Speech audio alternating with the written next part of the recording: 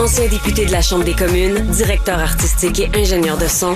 Avec Pierre Nantel, entendez l'actualité sans fausse note. Ce matin, on se disait qu'il y avait des sujets dont on parlait peu, avec l'été peut-être, mais aussi simplement en parcourant les journaux, on voyait comme moins de dépêches sur certains sujets. Ce matin, on parlait entre autres de Haïti, dont on parle peu, et on a essayé de faire un petit tour d'horizon. Et la même question se pose sur des conflits militaires. Du côté de Gaza, du côté de l'Ukraine aussi. On en discute avec un colonel à la retraite des Forces armées canadiennes, qui est l'ancien attaché de presse aux ambassades du Canada à Moscou et à Kiev, M. Pierre Saint-Cyr. Bonjour, M. Saint-Cyr. Bonjour, M. Nantel. Dites-moi, comment expliquez-vous, est-ce que c'est l'été qui fait que soit qu'il y a plus de gens qui prennent leurs vacances, dont certains journalistes, puis on leur en veut pas de ça, mais on parle un peu moins des conflits armés actuellement, où il y en a juste effectivement moins. Par exemple, à Gaza, est-ce qu'il y a moins d'activités militaires actuellement? Non, je pense que c'est simplement que les gens ont une mémoire courte. Ils ont oublié ce qui se passe ailleurs dans le monde. On se regarde peut-être plus ici au sein de notre communauté, les fêtes nationales, le 24 juin, le 1er juillet, c'est sûr que ça a attiré beaucoup d'attention, mais ça n'empêche pas que, effectivement, dans le monde, ça va pas mieux que ça allait il y a 3 semaines, là. Alors, juste pour vous parler de l'Ukraine, ça fait quand même 10 ans, hein?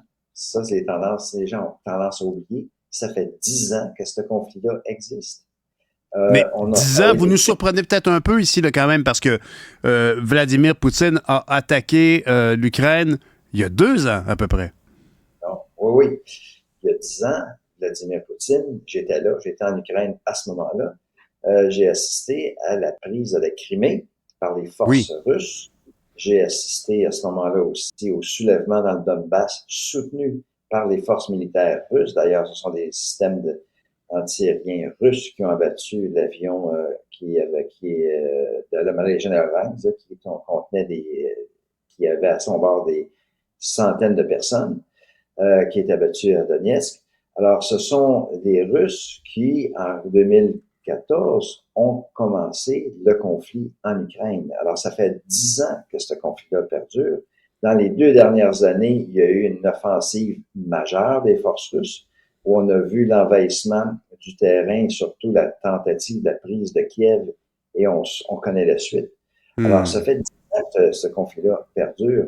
Juste pour vous donner une idée, M. Nantel, en 2022, avant que les Russes envahissent plus profondément l'Ukraine, il y avait déjà 15 000 morts ukrainiens qui avaient eu lieu dans ces années-là, de 2014 à 2022, dans ces 8 ans-là. Donc, ça fait 10 ans. Et puis aujourd'hui, on en est dans un conflit qui est quand même magistral parce qu'il touche tout le monde partout sur la planète, autant les économies européennes que nous, le Canada. Absolument. Mais monsieur Saint-Cyr, les victimes, déjà à l'époque, étaient nombreuses. Aujourd'hui, bon, j'imagine, il y a 2 ou 3 mois, on aurait ouvert le téléviseur, on aurait vu les nouvelles dans le journal et on aurait parlé d'un assaut sur Kiev, que les Soviétiques sont en avance, que les Ukrainiens, la résistance continue. Où en sommes-nous en termes de conflit actuellement? Ouais, écoutez, actuellement, il y a plusieurs choses. C'est un conflit qui est très compliqué. Les Ukrainiens et les Russes ont un genou à terre, les deux côtés. Okay. Ils ne se battent plus avec la même intensité ou la même vigueur qu'ils aimeraient. Ils sont épuisés. Ce qui est arrivé dans les derniers mois, c'est que l'aide américaine et l'aide européenne a commencé à se matérialiser encore plus que ça faisait dans les 2 premières années.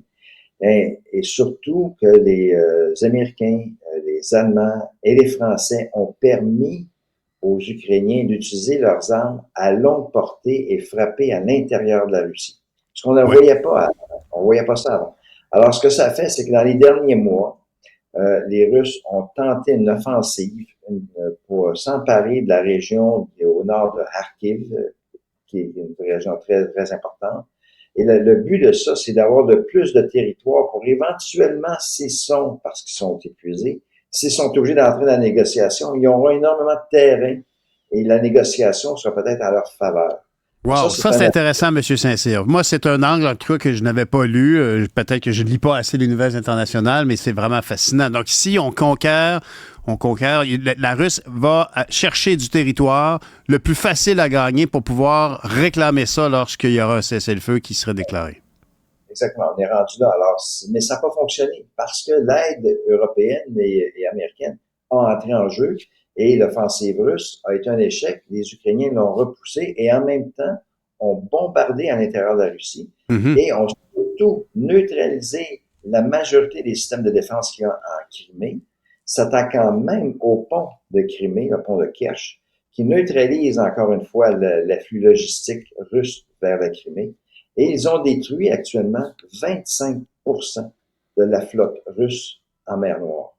Alors, avec le nouvel outillage, avec le nouvel armement qui est fourni par l'Europe et les États-Unis.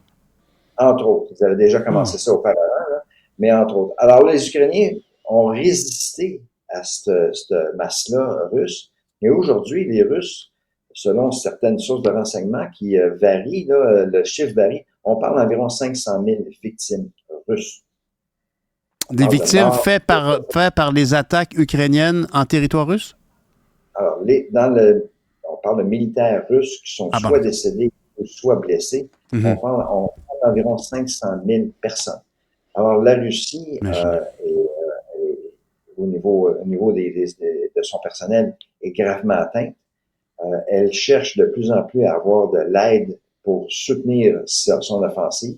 C'est pour ça qu'elle courtise énormément les pays amis, les derniers qui lui sont, dont la Corée du Nord, qui a fourni l'équivalent d'environ 1 million de rondes de munitions d'artillerie l'année dernière. On parle peut-être de l'implication de soldats de type ingénieurs de combat de la Corée du Nord qui viendraient aider à creuser des tranchées, pas nécessairement se battre sur le front, mais à soutenir les Russes. Alors, la Russie est en grand problème. Et les Ukrainiens, eux autres aussi, quand même, leur population, elle n'est pas grande, elle est petite, elle est comparable avec la population canadienne. OK? Alors, eux aussi commencent à manquer de personnel pour aller au combat. Alors, les deux ont le genou par terre et tentent de moindre chose de, repousser l'avance des Russes et de maintenir leur présence sur leur territoire pour qu'éventuellement, s'il y a des négociations, ben les deux auront une certaine marge de manœuvre pour négocier. Est-ce que vous croyez donc que si les deux ont un genou à terre, que même si les deux semblent avoir des ressources techniques qui émanent de leurs alliés respectifs, vous croyez qu'ils pourraient s'arrêter de guerre lasse? Et là, c'est même pas une expression au sens figuré, c'est réel. Est-ce qu'il pourrait, le conflit pourrait s'arrêter par fatigue générale? Non, ça deviendrait un conflit gelé, ce qu'on appelle. Alors, puis je fais une récapitulation de 2014 à 2022. Le conflit était gelé. Il y avait les accords de Minsk qui avaient été mis en place et les deux se lançaient de l'artillerie de droite à gauche sans vraiment tenter de prendre le territoire de l'autre. Il y avait quand même des combats, là. Alors, c'est un conflit qui est gelé à ce moment-là. On appelle ça une guerre d'attrition. Le plus grand exemple de ça, c'est vraiment la Première Guerre mondiale. C'est une guerre d'attrition. Alors, c'est un petit peu dans la direction que ce conflit-là est en train de prendre. Alors, ce qu'on entend aujourd'hui, c'est qu'on entend M. Zelensky arriver avec un plan de paix en 10 points pour éventuellement arriver à des négociations puis avoir une paix.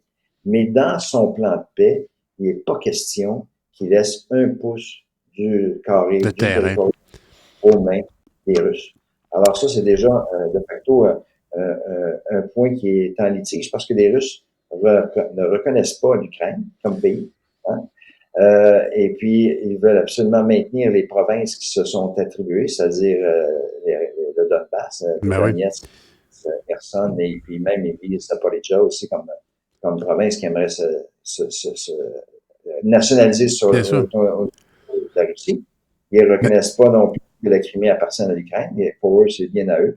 Mais ça, dans l'esprit des Ukrainiens, c'est tout le contraire. Alors déjà là, il y a déjà un conflit, il y a déjà une confrontation sur la reconnaissance territoriale qui va sûrement affecter les négociations qui sont à venir si seulement celles-ci se prennent place, parce que c'est pas dit. Même si on a un plan de paix, ça veut pas dire que le plan de paix est engagé et que les discussions sont ouvertes. Monsieur Saint-Cyr, vous nous décrivez là ici un conflit qui dure depuis des décennies sur des territoires bien précis. Quand on entend, en terminant, je dois vous poser cette question-là, beaucoup de gens évoquent que le soutien j'allais dire des alliés, c'est un peu maladroit, mais de l'Europe et des États-Unis, le soutien de l'OTAN, les gens évoquent qu'il va falloir s'assurer d'arrêter Poutine parce qu'on ne sait pas où est-ce qu'il va s'arrêter. Est-ce qu'il y a réellement un risque que s'il y avait plus de succès, il continuerait, par exemple, vers les pays, vers la Scandinavie, ou si on est dans un conflit qui va rester sur ce territoire bien précis que sont les territoires contestés entre l'Ukraine et la Russie? Écoutez, l'armée russe, comme je vous disais, est épuisée. Ils n'ont plus de personnel, ils n'ont plus d'armement.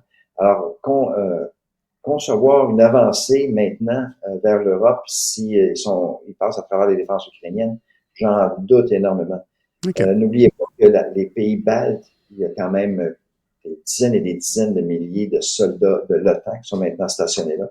La Pologne, on parlait du 2%, là, la Pologne, c'est 3,9% de son produit intérieur brut qui est dévoué à la défense nationale. Le double de nous. Oui, elle est surarmée. Alors, si la Russie a de la misère avec un pays comme l'Ukraine qui n'était pas nécessairement en bonne forme militaire, voyez-vous la résistance qu'il aurait à faire face devant les autres pays de l'Europe. Alors, je ne crois pas que l'armée russe soit en mesure de poursuivre cette chose-là. Monsieur Saint-Cyr, je suis content qu'on vous ait sollicité pour avoir votre point de vue parce que quelque part ici, on peut dire que vous nous confirmez que on est entré dans une phase de dormance un peu et que normalement, il ne devrait pas y avoir de gros développement à moyen terme. Ça fait plaisir à entendre. C'est donc pas seulement qu'on est occupé à fêter et à profiter de l'été, c'est qu'effectivement, les activités sont ralenties en ce moment dans ce conflit-là. Monsieur Saint-Cyr, merci beaucoup d'avoir accepté de partager votre expérience. On rappellera ici que M. Saint-Cyr est colonel à la retraite des Forces armées canadiennes et surtout ancien attaché de défense aux ambassades du Canada à Moscou et à Kiev. Merci beaucoup. Bon été, monsieur. Merci, M. Nantel. Bon été à vous aussi.